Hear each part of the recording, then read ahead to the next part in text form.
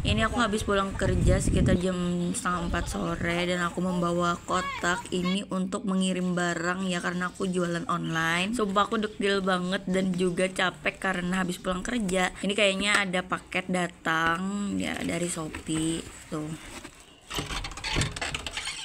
Aku perlu istirahat dulu sebentar, beberapa menit, tarik napas dulu baru beraktivitas. Pertama-tama aku mau bersihin kamar aku dulu karena ini sudah sore dan berantakan banget. Aku nggak satu rumah sama orang tua aku dan memilih hidup mandiri. Aku itu kerja di MBG yang makan bergizi gratis itu loh, dan jualan online.